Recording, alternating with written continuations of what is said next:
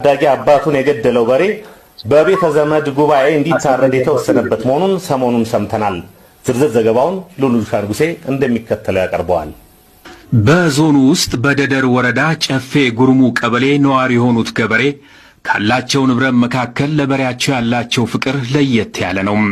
ሌት ከቀን ከርሻና ከየመንደሩ የሚሰበስቡትን ሳር የበቆሎና የማሽላ ገዳ እያሻሹና እየደባበሱ ይመግቡታል። እንደ እንስሳ ሳይሆን እንደ ልጃቸው እየተንከባከቡ ዓመታትን አስቆጥረዋል። ጥቅምት 14 ቀን 2003 ዓ.ም ግን ያሳዳጊውና የበሬው ፍቅር ባልታወቀ ሁኔታ ደፈረሰ ይላል ሪፖርቱ። በሬው ምን እንደነካው ሳይታወቅ ሆድ ባሰው፣ ጠባዩም ተቀየረ።